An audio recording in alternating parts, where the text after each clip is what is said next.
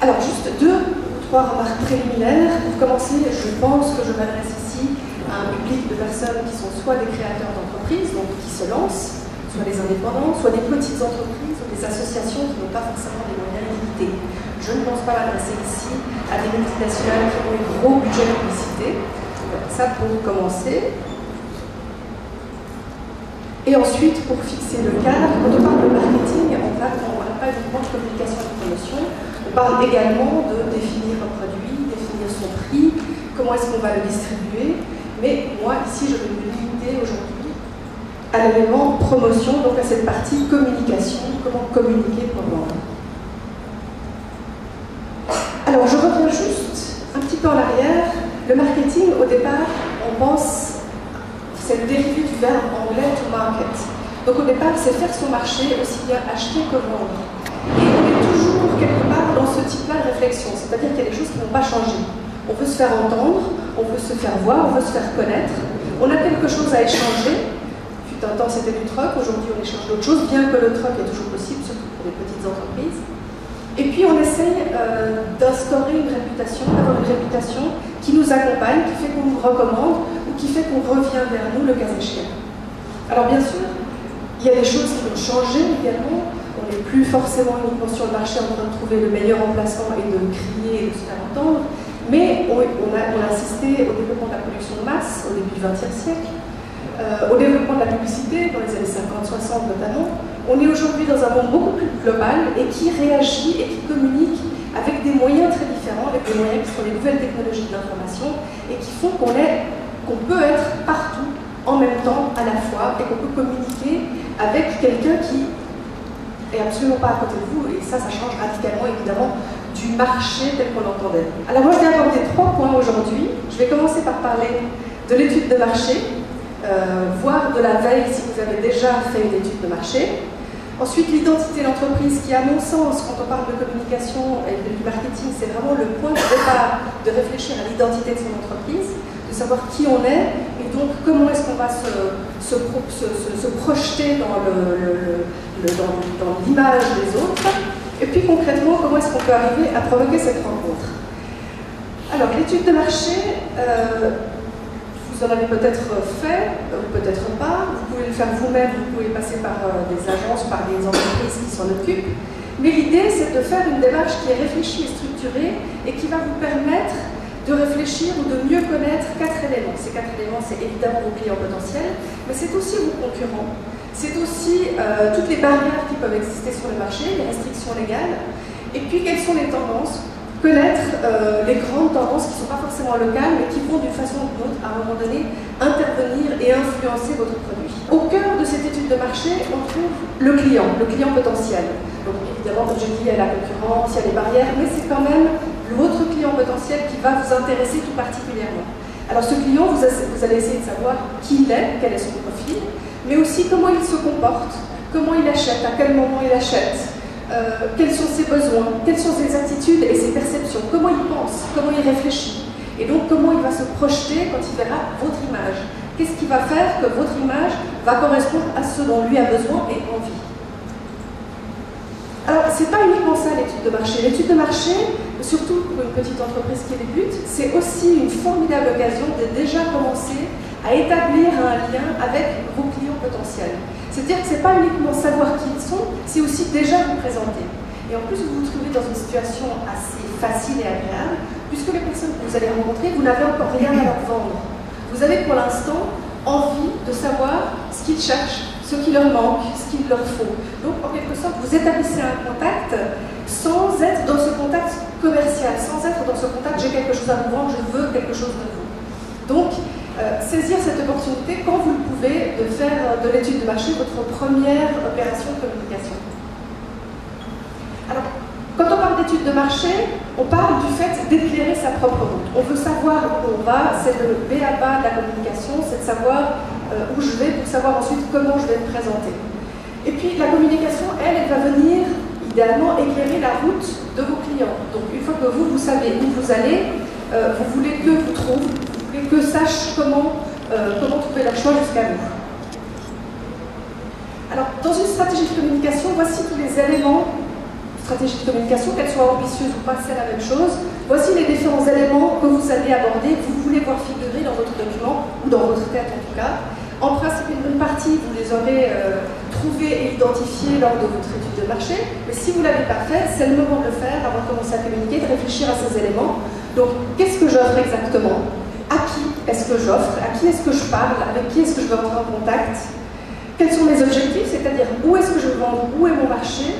Quels sont mes objectifs en termes de parts de marché? Est-ce que je commence? Est-ce que je suis déjà là et que je veux obtenir de nouvelles parts de marché? Est-ce que je change géographiquement de région? Ensuite, avec quelle valeur est-ce que je veux communiquer? Quel est mon style? Quel est mon style propre? Quelles sont mes valeurs? Combien est-ce que j'ai d'argent ou de temps à disposition? Et puis enfin, l'aboutissement de cette stratégie, planifier comment vous allez mener votre plan de communication, qu'est-ce que vous allez faire concrètement.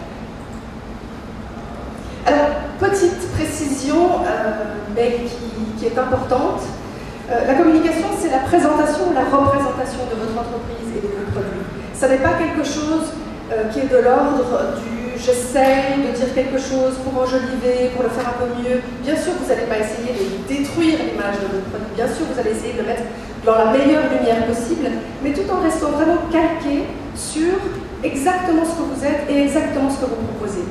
Le but, c'est pas, je ne vous dis pas ça pour de la morale, je vous dis ça parce que vous voulez que votre client revienne. C'est ça votre objectif.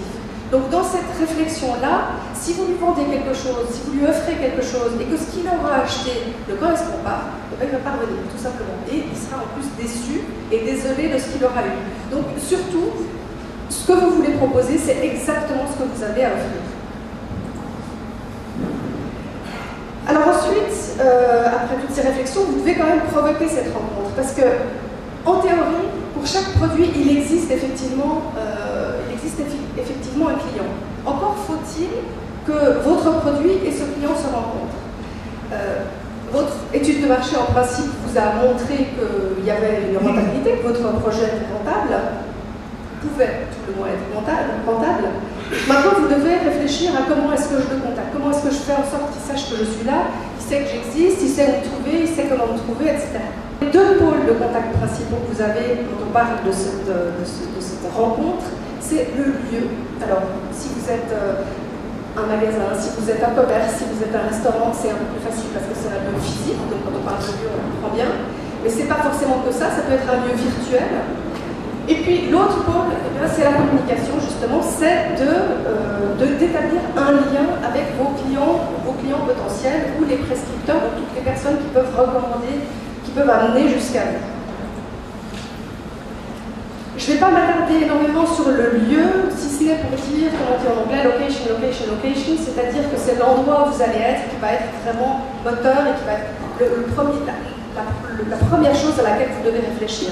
Si vous êtes au bon endroit, bon après vous ne pouvez pas faire n'importe quoi non plus, mais si vous êtes au bon endroit, déjà vous avez une chance de réussir. Si vous êtes au bon endroit, personne ne vous verra, personne ne vous trouvera. Quelle que soit la magnifique communication que vous allez faire, si vous êtes un restaurant, personne ne passe jamais, à moins d'être un restaurant gastronomique, vous n'allez pas y arriver forcément tout de suite, surtout si vous êtes une sandwicherie par exemple. Alors, quand on passe à la communication, et là j'insiste de nouveau, je l'ai dit tout à l'heure, la première chose à faire, c'est de réfléchir à votre identité et à ce qui fait votre marque. Même si vous ne percevez pas forcément nécessairement comme une marque au départ, mais quel est mon ADN, quelle est mon identité, quelles sont mes valeurs, quel est le style que je veux incarner, avec quelle tonalité, qu'est-ce que j'ai comme éthique.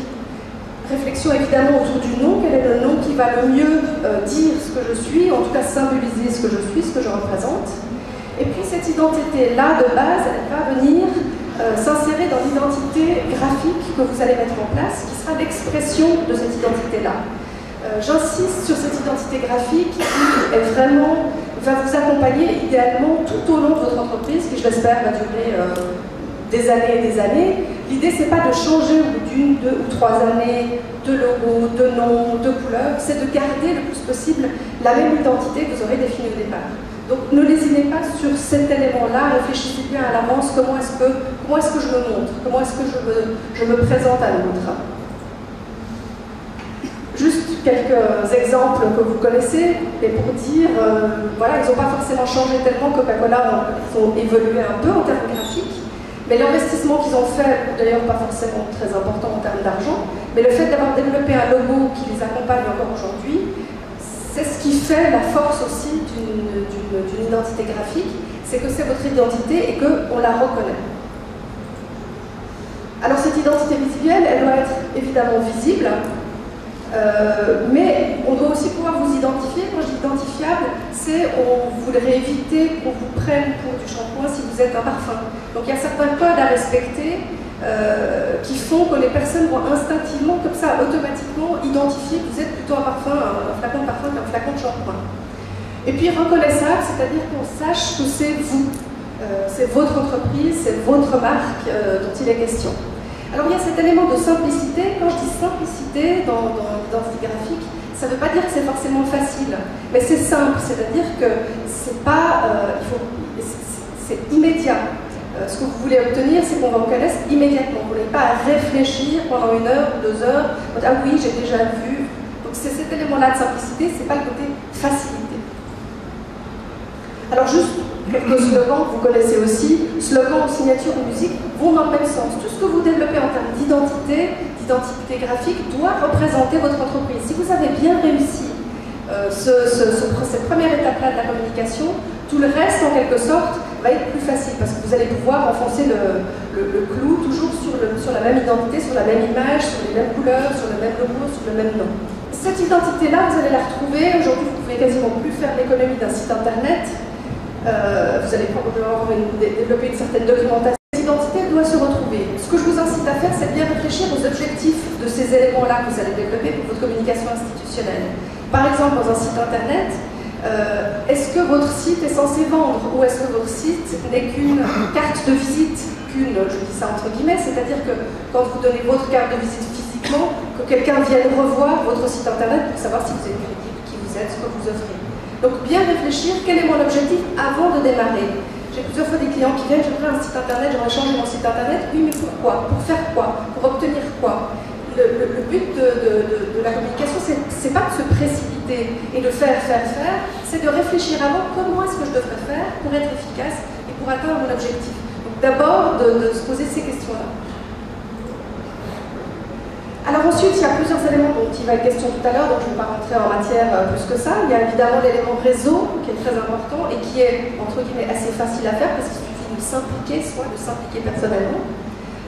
Mais bon, on vous en dira plus tout à l'heure sur comment le faire du mieux. Les relations publiques avec les relations médias, là aussi vous allez avoir un intervenant, donc je ne vais pas passer plus de temps là-dessus. Tout ce qui est publicité et marketing direct, alors évidemment vous avez à disposition toute une armade. Vous pouvez faire de l'affichage, vous pouvez faire des flyers, vous pouvez faire des engagements professionnels, plein de choses que vous pouvez faire. Là encore, la clé, ça sera toujours de vous poser la question pourquoi est-ce que je communique? Quel est mon objectif? Et à qui est-ce que je m'adresse? Pas de se dire, bah tiens, ça serait quand même chouette de faire un flyer. Mais pourquoi? À qui est-ce que je vais le donner? Est-ce que, même si c'est un petit investissement, est-ce que cet investissement, il vaut la peine d'être fait? Que ce soit un petit ou un grand investissement, la réflexion que vous menez en termes de communication devrait être la même.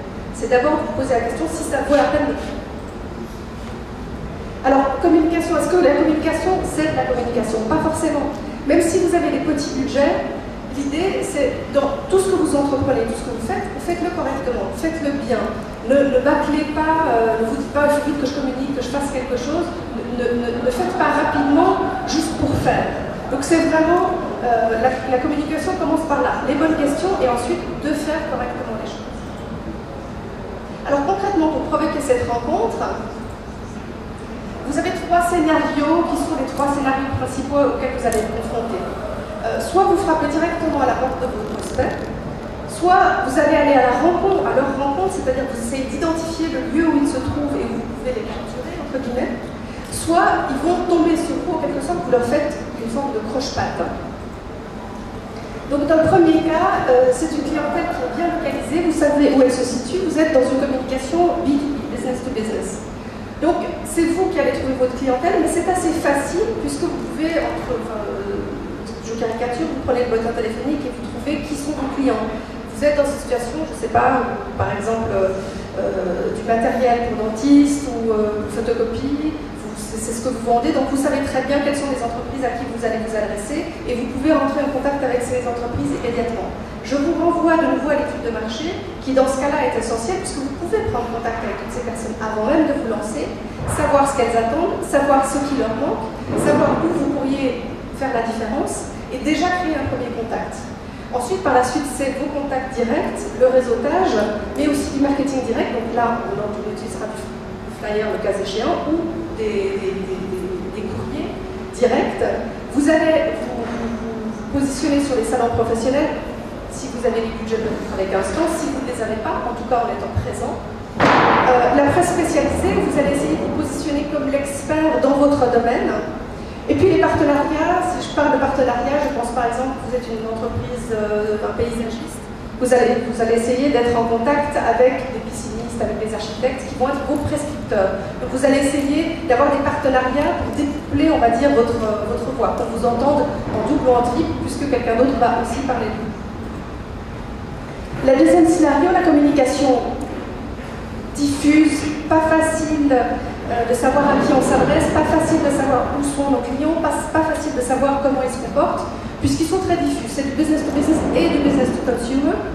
Donc vous devez aller à la rencontre de ces personnes, vous imaginez qu'ils se trouvent, qu'ils vont probablement aller chercher de l'information à certains endroits. Je pense par exemple à une fiduciaire. Eh bien, vous allez être sur des portails internet, sur certains annuaires ou sites spécialisés où on va venir vous chercher. On ne va pas forcément trouver votre site à vous, mais on va venir vous chercher sur les sites spécialisés, sur les portails. Des annonces ciblées éventuellement, par exemple si je reprends l'exemple de la fiduciaire, au moment de la déclaration d'impôt, c'est peut-être le moment de faire quelques petites annonces dans les quotidiens pour le grand public. Du marketing direct, c'est aussi une possibilité à envisager dans un environnement proche de vous, géographiquement, parce que pourquoi ne pas malgré tout viser aussi la clientèle qui est à proximité. Et puis le troisième scénario, la clientèle de proximité, celle où je disais, vous faites en quelque sorte un croche-patte à votre clientèle, c'est la situation du restaurant, la situation du commerce plus classique, où vous vous trouvez sur la route de votre client. Alors bien sûr, vous allez aussi essayer de faire venir s'il n'est pas sur votre route, mais votre premier objectif, ce sera de parler à ceux qui sont dans l'environnement le plus immédiat autour de vous, qui sont le plus susceptibles de venir choisir votre établissement. Donc là aussi, le marketing direct avec des offres promotionnelles, présence sur les sites spécialisés, les relations médias dont vous parlerez tout à l'heure. Encore faut-il avoir quelque chose à dire. Donc dans le cas par exemple d'un restaurant, une ouverture, une soirée spéciale, toute chose qui peut intéresser le public et qui donc peut intéresser un journaliste.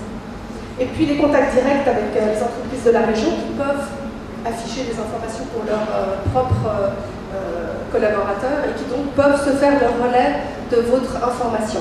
C'est pas très facile de parler de comment faire du marketing petit budget et de dire voilà il y a 3 choses que vous pouvez faire et puis rien d'autre, parce que c'est pas vraiment le cas.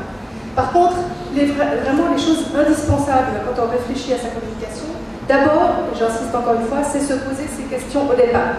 C'est de ne pas se dire je sais et j'ai confiance et je crois, j'ai un super produit, j'ai un super projet. C'est de se dire il faut quand même que j'aille vérifier qu'effectivement ce que je crois être est réellement.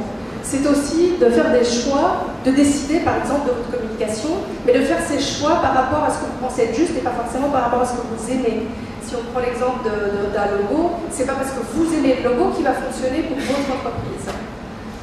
Ensuite, il s'agit aussi de prendre des risques, puisque dès que vous agissez, dès que vous communiquez, que vous commencez votre communication, vous prenez un certain risque et vous devez à un moment donné remettre en question ces choix que vous avez faits et vérifier que c'était les bons, que vous avez obtenu ce que vous cherchiez, donc avoir des indicateurs qui vous permettent de faire un retour en arrière et de réfléchir est-ce que j'ai fait les bons choix et sinon qu'est-ce que je vais faire différent. Et c'est là que vous bouclez la boucle puisque vous revenez au point de départ, je me pose des questions, c'est-à-dire je continue à être, je ne fais peut-être plus d'études de marché, mais je continue à être en état de veille et de réfléchir à ce qu'il y a autour de vous. Pour terminer, de réflexion, assez souvent quand vous travaillez dans la communication, vous êtes une agence, le client il vient toujours avec la même chose, il veut que ce soit bon marché, il veut que ce soit rapide et il veut que ce soit de la qualité et que ça marche. Sauf que très souvent c'est difficile de faire les trois en même temps. Donc il y a un moment donné, vous allez devoir faire, c'est là que je reviens au faire des choix, ne faites pas tout en même temps, ce que vous décidez de faire, décidez de le faire, mais décidez de le faire correctement et ne lésinez pas sur le moindre centime, enfin sur tous les centimes. Ça ne veut pas dire dépenser n'importe comment, ça veut juste dire qu'au moment où je prends la décision de faire une certaine communication, je vais la faire correctement. Si je n'ai pas les moyens de la faire correctement, je vais peut-être envisager une autre façon de communiquer. Préférez donc toujours réfléchir, est-ce que j'ai les ressources, est-ce que j'ai le temps, est-ce que j'ai ce qu'il faut pour faire ce que j'ambitionne. Et enfin, dernière réflexion, quand vous démarrez une entreprise, même si vous ne démarrez pas mais que vous êtes une petite entreprise, essayez toujours de d'abord cibler votre cœur de cible avant d'aller dans plein de directions différentes. Assez souvent, là aussi, j'ai des clients qui viennent, qui se disent, bah tiens, je pourrais peut-être faire quelque chose, je pourrais peut-être être présente sur ce salon, ou bien je pourrais peut-être, je devrais faire quelque chose avec mon site internet. Mais pourquoi? À qui ça s'adresse? Le but, c'est pas de faire, c'est pas juste de dire je communique donc je vends, bien sûr je communique donc je vends, mais je communique correctement. C'est-à-dire que je réfléchis à qui je m'adresse et est-ce que ce que j'entreprends, ça va vraiment le faire changer et le faire évoluer et le faire agir tel que j'aimerais qu'il agisse. Et voilà, je termine là-dessus et je vous remercie pour votre attention.